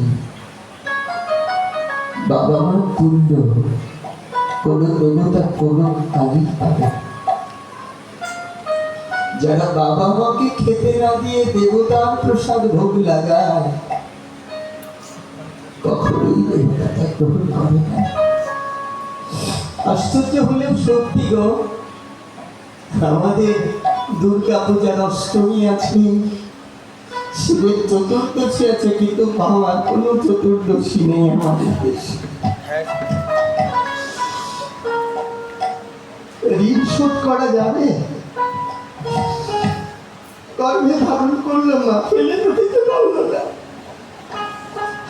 একটা মায়ের পেটে 10টা ছেলের জায়গা হয়, কিন্তু একটা ছেলের কাছে একটা বৃদ্ধ মায়ের জায়গা হয় না। এটা তো জায়গা দেখি 5টা ভাই থাকলে ভাগ ভাগ করে দেয় মাকে, বলে মা তুমি 2 মাস আমার কাছে খাবে, আর 2 মাস মেজো দাদার কাছে খাবে, 2 মাস ছোট দাদার কাছে।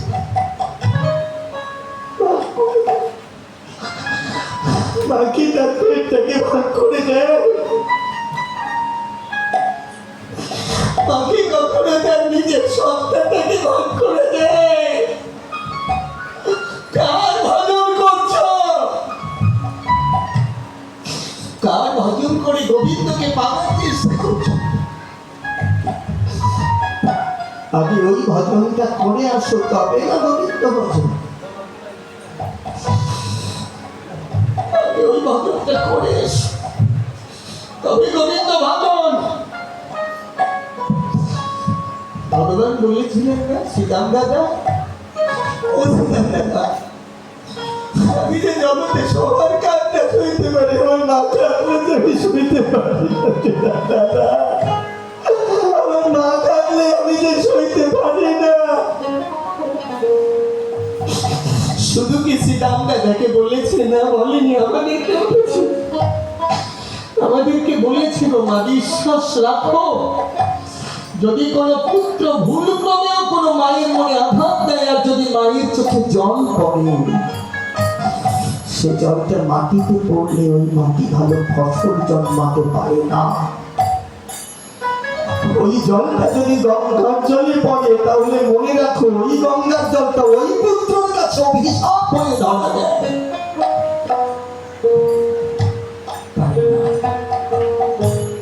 আজকে হারিয়ে গেছে তো, চলে গেছে না, আর ফিরে এসে খাবার চাইবে না, আর এসে বলবে না খোকা আমি এটা ভালো খাই, আমি ট্রেনে দিলে খাবো। বলবে না। আমি অনুরোধ করি, বেঁচে থাকতে বাবা মা যা খেতে চায়, যদি আপনার অনেক কেনার ক্ষমতা না থাকে, যদি আপনার বাবা মাছ খেতে পছন্দ করে, তো কোন মাছটা খেতে পছন্দ করে? আমি নিরামিষ হলাম, আমি হলাম, দেখার দরকার নেই। আমার বাবা খেতে চেয়েছে, আমি তিলক ললাটে নিয়ে রাস্তায় দাঁড়িয়ে, মাছের দোকানে দাঁড়িয়ে, সেই মাছের এক টুকরো মাছ কিনে এনে আমি আমার বাবাকে খাইয়ে দেবো। যদি এতে ধর্ম না হয়, না হবে, হবে না, ধর্ম হবে না। আমি ধর্ম তো জেনেছি বাবা, তুমি আমাকে এনেছো বলে।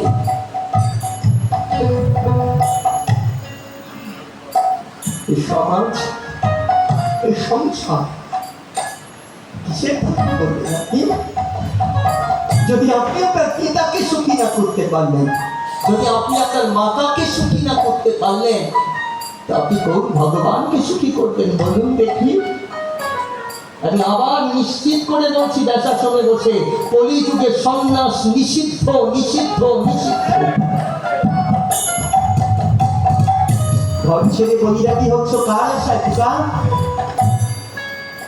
কার আশায়?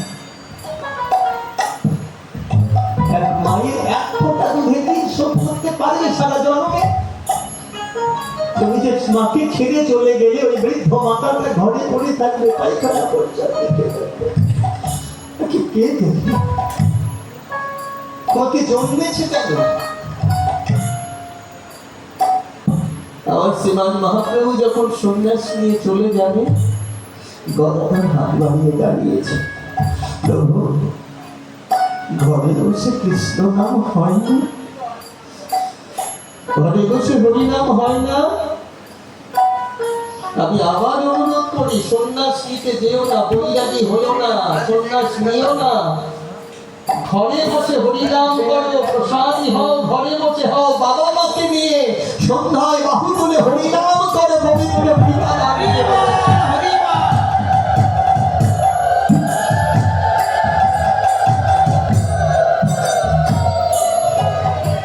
সচিমাতা কাঁদেনি? অবতার পুরুষের মা, ভগবানের মা হয়ে কাঁদেনি? নিমাই চলে গেছে বলে কান্না কোনোদিন থামাতে পেরেছে? তিনি কি তার জন্য গিয়েছিলেন না? গিয়েছিলেন আমার মতো এই পাপীদেরকে জন্য, এদেরকে উদ্ধার করবার জন্য তারে তারে ভিক্ষা করে নাম ফিরিয়ে দিয়েছিলেন মহাপ্রভু। আমি নামের প্রেমে জগৎকে উদ্ধার করে নিয়ে যাব।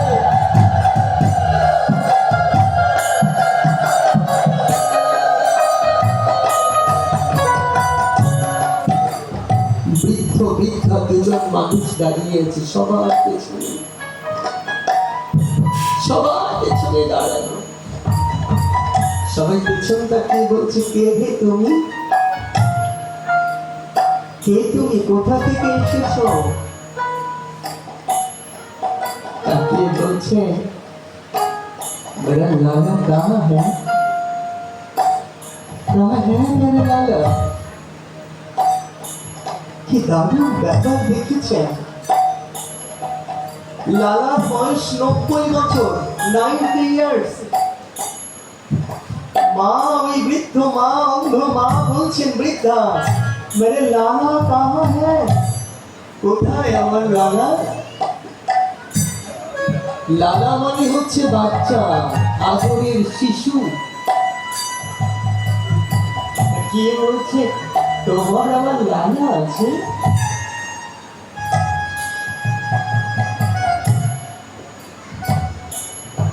পরের কথা কি বলবো বলো? আমার মা আছাড় খেয়ে পড়ে কোমর ভেঙে গেছে, পাতলা হয়ে গেছে। প্রতিদিন তো দেখতে যেতে পারি না, যখনই যাই না হাত মুখ ধোয়া হয় না। যাওয়া মাত্র বলে, চন্দন চল ভাত মেরে দিই, ভাত খা।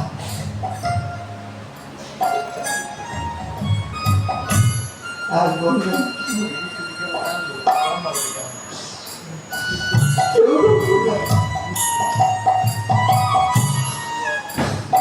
যদি ওই মানুষটা কুড়িয়ে যাবে, আমাকে কেউ দেখে বলবে না।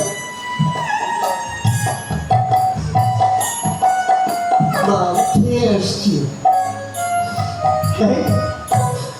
মুখ শুকিয়ে গেছে,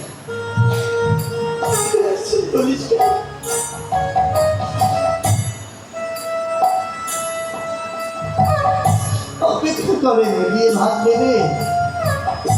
যতক্ষণ ওই ঘরে না যাই ডাকতেই থাকে, চন্দন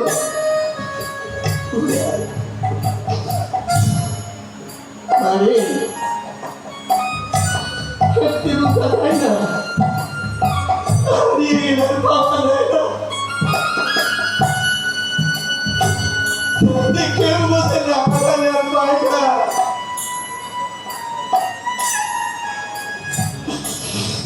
জগতে যদি নিঃস্বার্থ ভালোবাসা কেউ বেঁচে থাকে, জগতের বুকে তিনজন বেঁচেছে। একেবারে রাধে গোবিন্দ না রাখলেও কৃপা করে থাকে আর বাবা আর মা।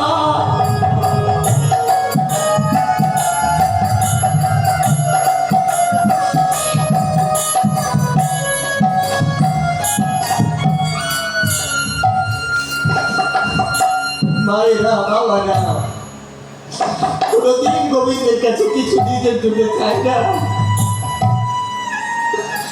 একটা জীবন ভগবানকে প্রণাম করে বলে আমার সন্তানদেরকে ভালো রাখো, এই তো মা, এই তো বাবা। আর কোনদিন বলবে না, কোনদিন বলবে না, আসবে না। ভগবান বললেন, দানপাল, আমার মাতা পিতা যদি আসে তারা যেন হেঁটে হেঁটে আমার কাছে না আসে, খবর পাওয়া মাত্র আমাকে খবর দেবে, আমি আমার মা বাবার কাছে ছুটে যাব। কৃষ্ণের বয়স তখন 90 বছর। বাবা রাজ্যে হিসাব করছেন, হিসাব করছেন, আর চোখের জল টপ টপ করে খাতাটার উপরে পড়ছে।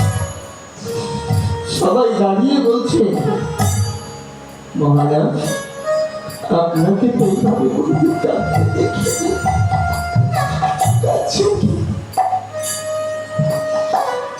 জানো, আমার মা আমার জন্য কাঁদতে কাঁদতে তার চোখ বন্ধ হয়ে গেছে। আমার মা আর কিছু দেখতে পায় না। ঝরঝর করে চোখে জল পড়ছে, আর ওইদিকে ওই বৃদ্ধা মাতা বলছে, মেরে লালা গাওয়া হয়, আমার সেই ছোট্ট খোকাটা কোথায়? পেছন থেকে নন্দ বাবা বলছে, যশোমতী, তোমার লালা যে আর বড় হয়ে গেছে, সেটা ছোট্ট লালাটা নেই, সেটা অনেক বড় হয়ে গেছে। নন্দ রাজাকে ধরে ধরে আমার যশোমতী মা বলছে, তুমি বলতে পারো বড় হয়ে গেছে, আমার মুখের কাছে দেখো আমার ছোট্ট কৃষ্ণ কি হয়ে গেছে।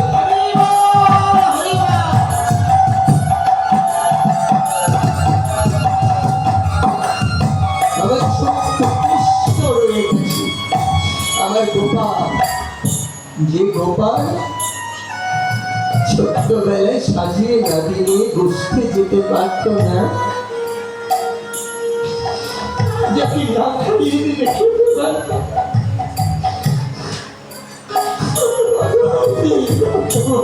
সেই ছোট্ট গোপাল।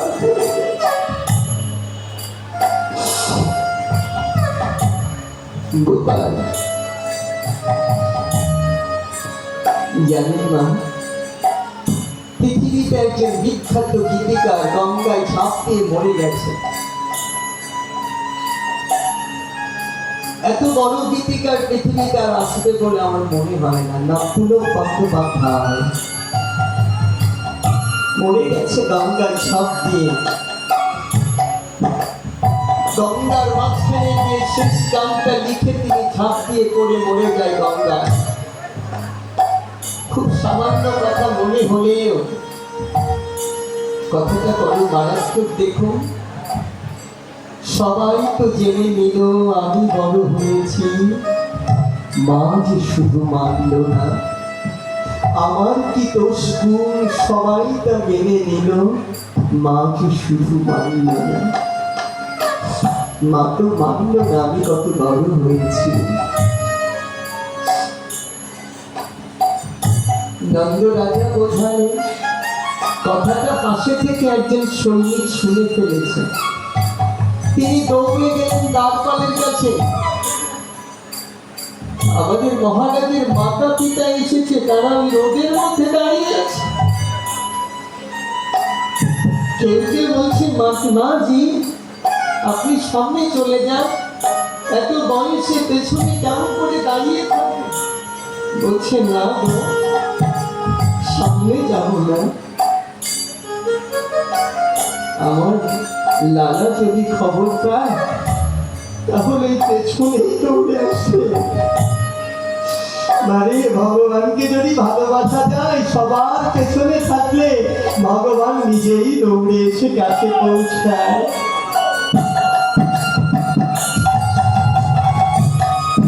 তারপর খবর পেয়ে মহারাজ কৃষ্ণ দৌড়াচ্ছেন আর বলছেন, কৃষ্ণ তোমার মা এসেছে, তোমার বাবা এসেছে। কৃষ্ণের হাতের কলমটা তৎক্ষণাৎ থেমে গেল। ছুটলেন, দৌড়ে ছুটলেন। সবাই দেখছে ভগবান কৃষ্ণ, তিনি ছুটে চলেছেন পেছনের দিকে। দৌড়ে গিয়ে দাঁড়িয়ে মায়ের চরণ আর বাবার চরণ দুখানে জড়িয়ে ধরে বলছে, মা আমি যে জন্মে জন্মে তোমাদের কাছে দিয়েছি, মা আমি যে জন্মে জন্মে তোমাদের কাছে দিয়েছি। গোপালের হাত কৃষ্ণের হাত যখন চরণে পড়েছে, মা তাড়াতাড়ি টেনে বুকে জড়িয়ে ধরে বলছে, তুমি কে? বলে, মা আমি কৃষ্ণ, আমি গোপাল। বলে, আমার গোপাল তো বড় হয়নি, আমার গোপাল তো সেই ছোট্ট গোপাল দিয়েছে, তুমি বড় হলে কবে? আমি বিশ্বাস করি না তুমি আমার গোপাল। ভগবান তার আপন রূপ দেখাতে বাধ্য হলেন মায়ের কাছে। আমি তোমার গোপাল। এই জগতে কোনো সন্তান বাবা মায়ের কাছে বড় হয় না। প্রায়শই বলি, আমার বাবা মা আমার কাছে থাকে, আমার কাছে খায় না। বলো না, বলো না কেউ দয়া করে, বাবা মা কারোর কাছে খায় না গো। সারা জীবন মনে রাখতে হবে, যদি কেউ জিজ্ঞেস করে তোমার বাবা মা কোথায় থাকে, তুমি উত্তর দেবে, আমি আমার বাবা মায়ের কাছে। বট বৃক্ষ যেমন করে পাখিকে আঁকড়ে রাখে, বাচ্চাকে আঁকড়ে রাখে, ঠিক তেমন করে পিতা মাতা তার সন্তানকে আঁকড়ে রাখে। যেদিন ফিরিয়ে যায় সেদিন বোঝা যায়। আমাদের আর 13 মিনিট সময় আছে, আমরা তাহলে বিশ্রামের দিকে যাবো, তাই না? আর এটাই আমাদের বিশ্রাম প্রসাদের ব্যবস্থা, আকাশের অবস্থা সব বিবেচনা করে আমরা এই সময়টা রাখবো। তো পিতা মাতা সর্বশ্রেষ্ঠ। বাবার একটু করতে করতে একদম রং হয়ে গেছে, শোনা একটুখানি কল্প কিছুটা রাধি। কৃষ্ণ কৃপা সকলের প্রতি হোক। বিশেষ অনুরোধ রইল, ভগবান যখন বাবা মার চরণে আশ্রিত রয়েছে, আমরা যেন বাবা মাকে সেবা করি। সবার মন্দির পাবেন বাড়িতে, গোবিন্দ, সীতা, রাম, লক্ষ্মণ, দুর্গা, কালী, অনেক মন্দির পাবেন, অনেক ছবি পাবেন। ওই আসলে বাবা মার একটা ছবি তাতে জায়গা সন্তান। আজকে যিনি দুর্গা হচ্ছেন, কালী হচ্ছেন, আমি জানি আপনারা বলতেই পারেন অনেক বৈষ্ণব যে বাবা মার সঙ্গে আমার সম্বন্ধ তো এই জন্মে, আর আমার গোবিন্দের সঙ্গে সম্বন্ধ অনন্ত জন্মে। বলতে পারে, কিন্তু ভালো করে শাস্ত্র অধ্যয়ন করে দেখুন, ভগবান নিজে বলেছে, আমি আমার বাবা মায়ের চরণে ঋণী, আমি আমার বাবা মায়ের চরণে ঋণী। হ্যাঁ হ্যাঁ, আমার মনে আছে, মনে আছে, বলে দেবো। রাধেশ্যাম, তাই চরণের ঋণ শোধ করতে হবে, চেষ্টা করতে হবে। শোধ কোনোদিন হবে না, কোনো কালে কেউ পারেনি, কোনোদিন পারবেও না। তাই চেষ্টাটা অন্তত করতে হবে, যেন আমরা শোধ করার চেষ্টা করতে পারি। অনেক কিছু চায় না তো বাবা মা, চায় অনেক কিছু। আপনি বলে আমাকে এত সোনা দাও, দানা দাও, খেতে পাও না। বাবা মাও বাচ্চাদের মতো বসে থাকে, জানেন বয়স হয়ে গেলে যে ছেলেদেরকে খেতে হইলে তখন তো আমাকে রাখি।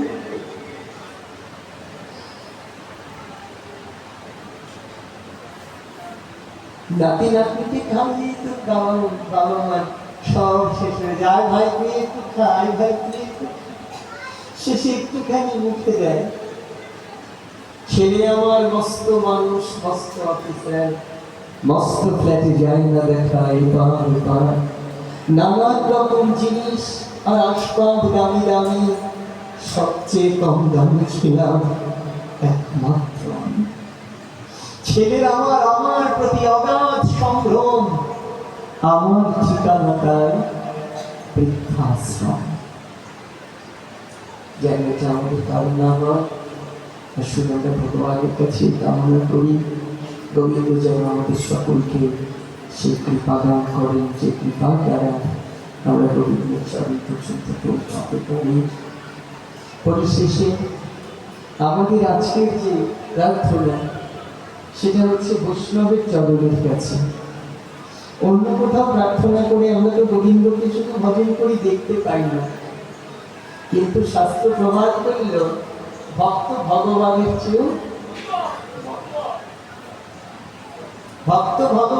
চেয়েও বড়, ভগবান তো বড়, তার চেয়ে বড় ভক্ত। আপনারা বলবেন কোথা থেকে বলছেন, এটা সত্যি কিনা? এটা বলতেই পারেন আপনারা। আসুন দেখি কোথা থেকে বলা যায়। এই কথাটা বলেই বিশ্রামে থেকে যাব। যে শাম শাম সরনাথ কুল সব শ্রীমদ মহাপ্রাণ ভাগবত থেকে বলছি। সত্য হো সুখান্তি কোই গৃহ কিম পুনর্দর্শন স্পর্শ পাদ শৌচ সনাধিহা। কি বলবেন? বৈষ্ণবদের মাহাত্ম্য এমনই। কেমন মাহাত্ম্য? যে মানুষ ঘরে বসে, বাইরে যায়নি, ঘরে বসে মনে মনে মাত্র বৈষ্ণবের ছবি চিন্তা করেছে। ধরুন আজকে আপনারা যারা এসছেন, কালকে বৈষ্ণব সেবায় যেতে পারলেন না, ঘরে বসে প্রভাতে ঘুম ভেঙে ওই ছবিটা চিন্তা করেছেন, গতকালকে আমি এইভাবে বৈষ্ণবের মধ্যে ছিলাম, শুধু চিন্তা করেছেন। এতেই ভগবান আপনার সমস্ত দেহ আত্মা পর্যন্ত পবিত্র করে দেবে। কতটুক শুধু ভেবেছে মনে মনে, তাহাতেই শুধু কি তার?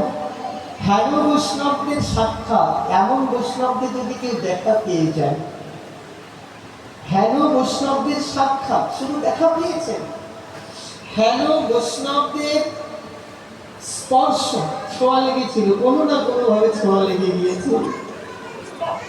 শ্রীমদ ভাগবত মহাপুরাণ আমার বাঙালির স্পর্শ লেগেছে। হেন বৈষ্ণবের চরণগুলি গায়ে রেখেছেন, শুধু চরণে হাত দিয়েছিলেন, গায়ে রেখেছিলেন। হেন বৈষ্ণবের চরণ প্রক্ষালন করিয়েছিলেন, ধৌত করেছিলেন। হেন বৈষ্ণবের চরণ ধুলি যদি একবার কেহ গ্রহণ করে, ভগবান বললেন সে আমার সর্বশ্রেষ্ঠ প্রিয় হয়ে যায়, তার চেয়ে প্রিয় আমার আর পৃথিবীতে কেউ থাকে না। যারা আমার বৈষ্ণবকে ভালোবাসে, আমি সেই বৈষ্ণবকে অমিত পুণ্যদান করতে পারি। শ্রীমদ ভাগবত মহাপুরাণ কি?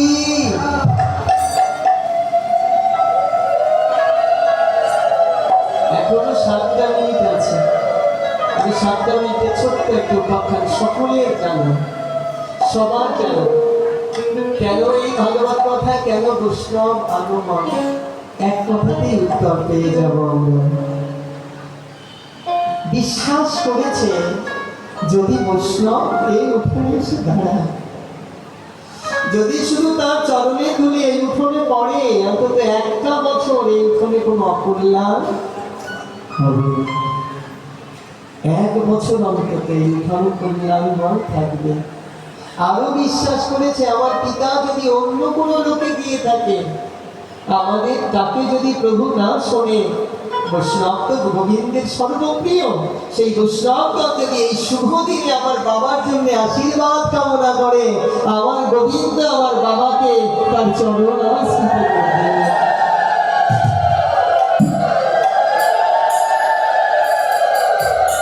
বৈষ্ণবের কৃপা কত? বৈষ্ণবের গোবিন্দ আসে। বৈষ্ণব যেখানে আসবে, গোবিন্দ সেখানে আসবেই আসবে। ভগবান বলেছেন আমি কোথায় থাকি না, নহং তিষ্ঠামি বৈকুণ্ঠরারদ ঋষিদাং হৃদয়মাচ মদ ভক্ত যত্র গায়ত্রী তস্য তিষ্ঠামি নারদ। আমি ঋষিদের হৃদয়ে থাকি না, আমি বৈকুণ্ঠে থাকি না, আমার ভক্তগণ যেখানে থাকেন আমি সেখানেই থাকি। আপনাদের মধ্যে কেউ একজন আমার রাধারানীর রূপ ধরে এসেছেন, আপনাদের মধ্যে কেউ একজন আমার কৃষ্ণের রূপ ধরে এসেছেন, এরই মধ্যে কেউ একজন গৌর হয়ে এসেছেন, কেউ একজন নিতাই হয়ে এসেছেন। আমরা এই চোখ তো ভালো নয় বাবা, অপারেশন করাতে পারিনি। ভালো ডাক্তার দিয়ে যদি অপারেশন করাতে পারতাম তাহলে দেখতে পেতাম যে কে কোন রূপে এখানে এসে বসে আছে। এক পাগল সবার ওই পায়ের নিচ দিয়ে তাকায় আর গালাগাল করে। গালাগাল করিস কেন পাগল? তাহলে তোদের বলা যাবে না। একজন একটু সাধু টাইপের মানুষ এসেছে, বলেছে তোমাকে বলে দেবে তুমি এসো। পাগলের সারা গায়ে গন্ধ এসেছে, বলে বলো, বলে তুমি আমাকে ছুঁয়ে ওর পায়ের নিচ দিয়ে তাকাও। পাগলকে ছুঁয়ে পায়ের নিচ দিয়ে তাকিয়েছে। এখন তাকিয়ে দেখছে মানুষ ম্যাক্সিমামই হচ্ছে শিয়ালের রূপ, বাঘের রূপ। চিৎকার করে উঠেছে, ভয়ে চিৎকার দিয়ে উঠেছে। পাগল ছেড়ে দিয়েছে, ছেড়ে দিয়ে আবার মানুষ দেখছে। বলছে কি দেখি? বলে কাউকে জীবনে বলবো না, আমি কি দেখেছি কাউকে বলবো না। তো পাগল নিত্য নিত্য চোখ দেখে। ওই রকম একজন বৈষ্ণবের স্পর্শ পাওয়ার জন্য আমরা বৈষ্ণবের বাজারে ঘুরে বেড়াই। যদি কোনোদিন স্পর্শ লেগে যায় তাহলে আমি এই বৈষ্ণবের মাঝে আমার গোবিন্দ রূপ দেখিতে পাবো। আমার গোবিন্দ দেখিতে পাবো, আমার গোবিন্দ দেখিতে পাবো।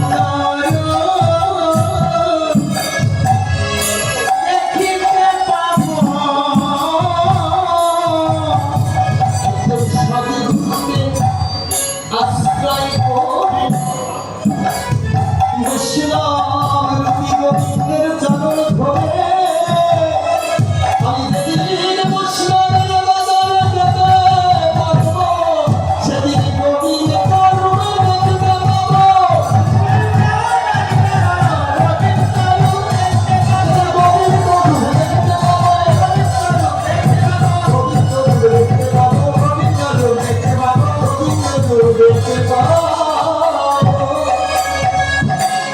ছোট্ট একটা পাখি দৌড়ি সমুদ্রের নামে ডুবকায় উঠে এসে গা ঝাড়া দিয়ে দেয়। তো পাখিটা ওরকম নিত্য নিত্য ডোবায় আর গা ঝাড়ে, ডোবায় আর গা ঝাড়ে। সকাল থেকে শুরু করেছে, সন্ধ্যা প্রায় ঘনিয়ে এসেছে। ওই নিচে নামে ডুব দেয়, ওঠে আর গা ঝেড়ে ফেলে। নারদ মুনি ওই পথে নারায়ণ নারায়ণ বলেছে। দেখছে ওই পাখিটা নিচে নামছে, ডুব দিচ্ছে, আবার এসে গা ঝাড়ছে। কারণটা কি? নারদ মুনি পাখির কাছে গিয়ে দাঁড়িয়ে পাখিকে প্রণাম করে বলছে, ও পাখি, আমি একটা কথা তোমাকে বলতে চাই, তুমি আমায় বলো দেখি। বলে কি? বলে বলো, তুমি এখন নামছো ডুবছো আবার উঠছো কেন? বলে তার এই ডুবটা দিয়ে আসে। আমি ডুব বন্ধ করে তোমার সাথে কথা বলবো না, মনে রাখবেন, খুব গুরুত্বপূর্ণ মেসেজ। ডুব বন্ধ করে তোমার সাথে আমি কথা বলবো না, খুব গুরুত্বপূর্ণ মেসেজ। আমি ডুব দেবো, উঠবো, তবে তোমার সাথে কথা বলবো, থাকতে মধ্যে। নারদ মুনি ভাবছে ব্যাপারটা কি? তুমি ডুব বন্ধ করে কথা বলবে না, বলে যদি পলক ফেলতে না পারি, পলকের যদি সময়ে আমার কাছে নিশ্চয়তা না থাকে, তবে আমি যার একটা ডুব দিতে পারবো তার নিশ্চয়তা কি হবে? আমি পলক ফেলার সময় যদি না পাই, আমি জানি না এই পলক ফেলেছি, পরেরটা ফেলতে পারবো কিনা। ছোট্ট পাখি শিখিয়ে দিচ্ছে তাকে, নারদ মুনিকে, যে আমার পলকের সময় আমার হাতে নেই। তো আমি তোমার সাথে কথা বলতে গিয়ে যদি আমি ডুব দিতে না পারি তাহলে পরে কি আর পারবো? এই হরিনাম পলকে পলকে নাও বাবারা মায়েরা, যদি একবার হরিনাম ভুলে দিয়ে আমরা চলে যাই আর হরিনাম নাও হতে পারে। নারদ মুনি অপেক্ষা করেছে, ডুব দিয়ে উঠে এসে তো বলবে। উঠে এসে বলছে, বলে কি? বলে শোনো, আমি 4টা ডিম পেরেছিলাম এই যে এই জায়গায়, এই বালুর মধ্যে। কোথায়? মায়াময় বালুতে 4টা ডিম পেরেছিলাম। ওই 4টা ডিম তোমার সমুদ্রে ঢেলে এসে ভাসিয়ে নিয়ে গেছে। তো তুমি এখন সমুদ্রে যাওয়ার সময় বলে আরেক বুদ্ধি এসে, আবার আরেকটা বুদ্ধি এসেছে।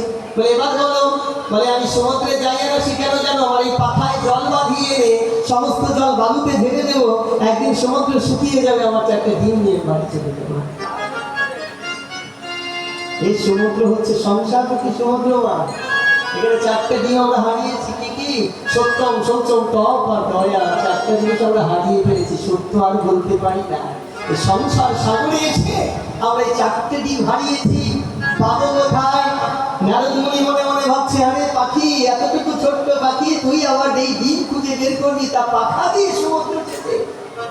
আমার কাছে এসে তোমার এই বিশ্বাস হয় কি করে? এতটুকু পাখি কয়েক কোটি জন্মেও পারবে না সমুদ্র সেচতে। আরেক ডুব দিয়ে আসি। আরেক ডুব দিয়েছে নারদ মুনির ওই চরণ দুখানিতে চুম্বন করে বলছে, তোমার মতো বৈষ্ণব যদি আসতো, তোমার মতো বৈষ্ণব যদি আমার এই ছোট্ট পাখির কষ্ট দেখে আসতে পারে, একদিন তোমার এই বৈষ্ণবের ঝিলে আমার গোবিন্দ একদিন সেখানে দাঁড়াবে।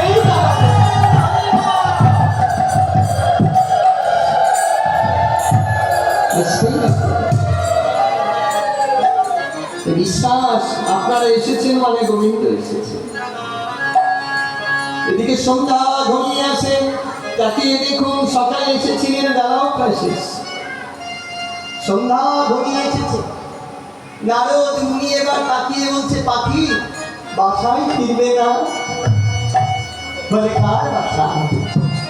ওই ভাঙা বাসা, যে বাসা কিছুদিন পরে ভেঙে যাবে, আমি সেই বাসায় ফিরবো ভেবেছ?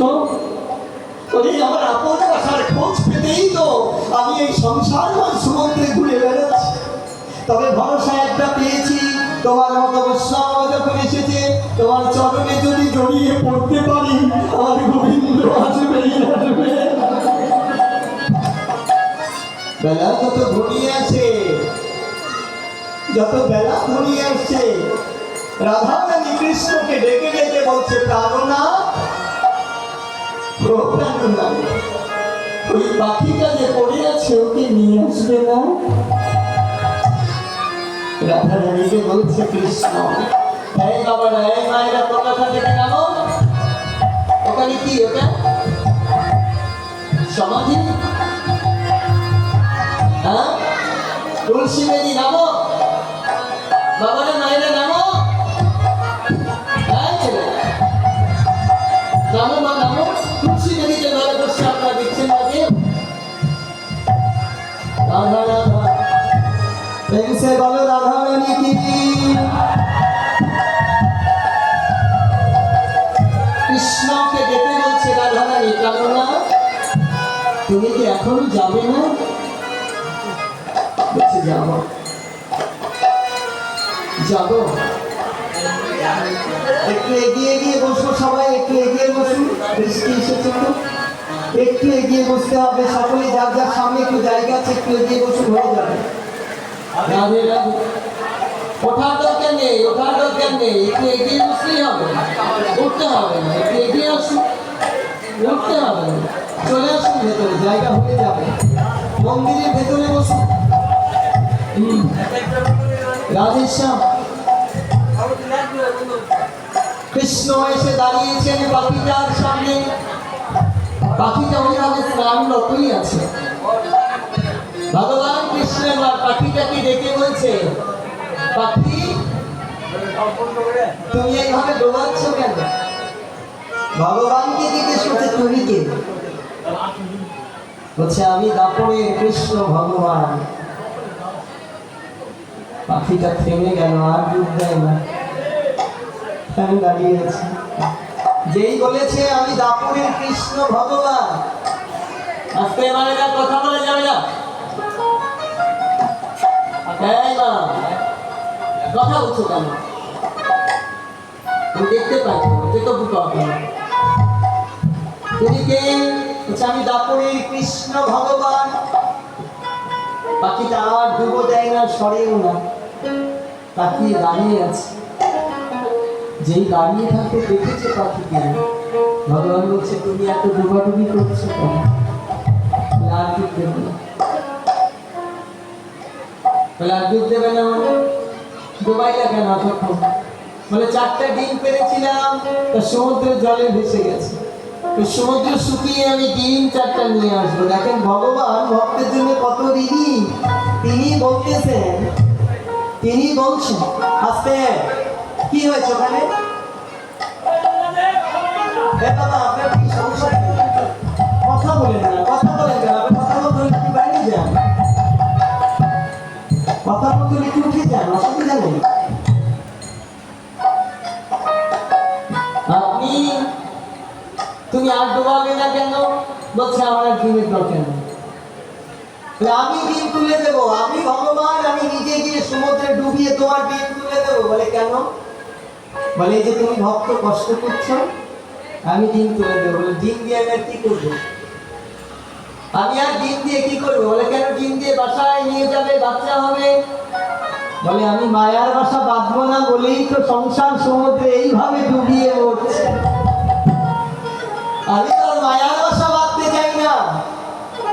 যেই গোবিন্দকে পেয়ে গেছে, পাখিটা তাকিয়ে ঝরঝর করে কাঁদছে।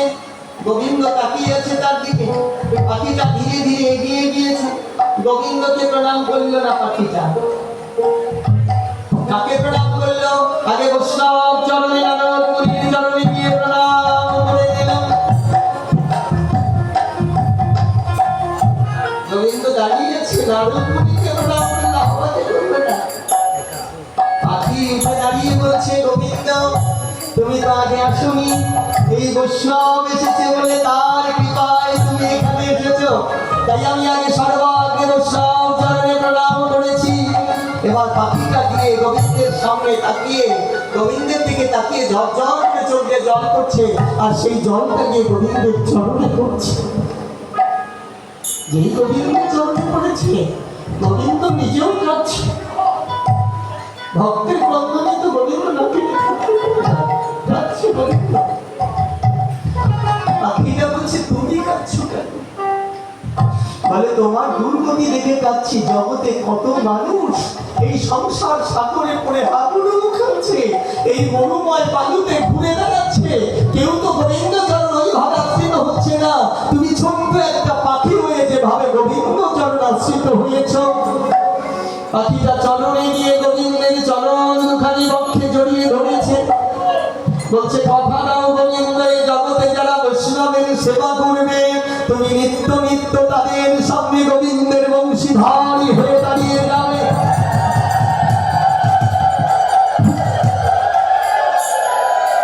রাধে রাধে। গৌর প্রেম সমানতে হোক, 7 মিনিট বেশি হয়েছে, আজকে আর দেরি করা যাচ্ছে না। ভগবান সকলকে করুণা দান করুন। আসুন হাত জোড় করি একবার। কৃষ্ণায় বাসুদেবায় হরে পরমাত্মনে প্রণত ক্লেশনাশায় গোবিন্দায় নমো নমঃ। হরে কৃষ্ণ কৃষ্ণ কৃষ্ণ হরে হরে, হরে রাম রাম রাম হরে হরে। বলিয়ে শ্রী ভগবান কি, ভক্ত ভগবান কি, সকল বৈষ্ণব বৃন্দ কি। প্রেম সে বলি শান্তি। আমরা একটা প্রার্থনা করবো ভগবানের কাছে। হ্যাঁ, নিমন্ত্রণ দেব, প্রার্থনাটা করে নিই আমরা। ওনার নাম কি? হ্যাঁ, রবীন্দ্রনাথ। ছেলের নাম রথিন পাল। আজকের এই শুভ অনুষ্ঠান শুধু শুভ নয়, মঙ্গলময় অনুষ্ঠান। মঙ্গলময় কেন? কারণ শ্রীবাস নিজে বলেছিলেন, তোমার মতো মঙ্গলময় ঠাকুর যার উঠোনে দাঁড়িয়ে, তার কি কোনো অমঙ্গল হতে পারে প্রভু? এই ভাগবত যেখানে থাকে সেটা হচ্ছে মঙ্গলের উঠান, মঙ্গলময় ভগবান সেখানে আসেন।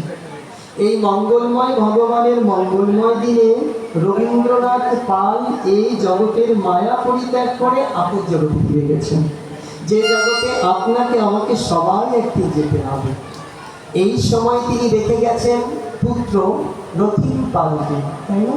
কন্যা কয়জন?